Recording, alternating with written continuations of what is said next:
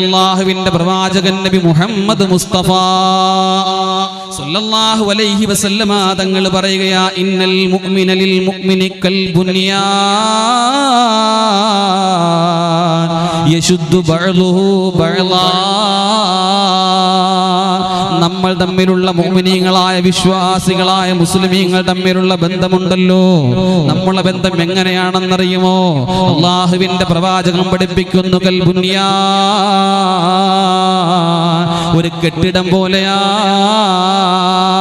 ഈ മനോഹരമായ പള്ളിയിലേക്കൊന്ന് നോക്കൂ പ്രിയപ്പെട്ടവരെ, നിങ്ങൾ കഷ്ടപ്പെട്ടുണ്ടാക്കിയ പള്ളിയല്ലേ, എന്ത് ബലമാണുള്ളത്. ഈ മഹല്ലിലുള്ളവരുടെ ഐക്യമല്ലേ ഈ പള്ളിയിൽ കാണുന്ന തിളക്കങ്ങളും വിളക്കങ്ങളും വെളിച്ചങ്ങളും. ഈ ഇരിക്കുന്ന കൂട്ടം കൂടിയിരിക്കുന്ന നിങ്ങളെ സാഹോദര്യമല്ലേ. പിണങ്ങാതെ ഒരു കസേരയിൽ തോളോട് തോളോട് തോള് ചേർന്നിരുന്നിട്ടു സന്തോഷത്തോടു കൂടി അള്ളാന്റെ ദീൻ കേൾക്കുമ്പോ ഇവിടെ അള്ളാഹുവിന്റെ മാലാകമാരാകാശ മുകളിൽ നിറങ്ങി വരുന്നതാ. നമ്മൾ ചെയ്യുന്ന ദുആക്ക് ആമീൻ പറയുന്നതാ. ഒരു സഫിൽ അടുത്ത് നിന്നാലും മിണ്ടാത്തവർ നമ്മളെ കൂട്ടത്തിലുണ്ടെങ്കിലും സഹോദരങ്ങളെ ശ്രദ്ധിച്ചു കേൾക്കണേ പ്രിയപ്പെട്ടവരെ. അടുത്തിരിക്കും പക്ഷേ മിണ്ടൂല്ല. നിസ്കാരത്തിൽ അവനുണ്ടെങ്കിൽ അവൻ വരൂല്ല. അവന്റെ വീട്ടിലെ കല്യാണത്തിന് ഞാൻ പോവില്ല.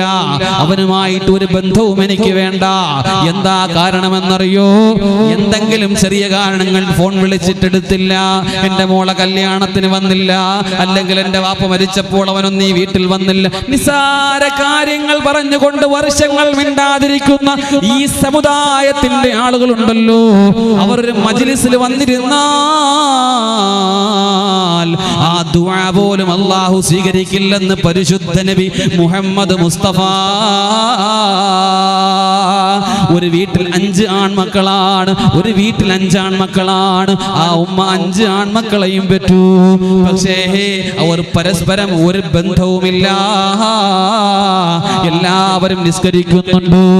300 ജുമാ മസ്ജിദിന്റെ ചവിട്ടിൽ ഒരുമിച്ച് കൂടിയിരിക്കുന്ന എന്റെ പ്രിയപ്പെട്ടവരെ, അല്ലാഹുവിന്റെ ഹബീബ് പറഞ്ഞത് എന്തെന്നറിയോ?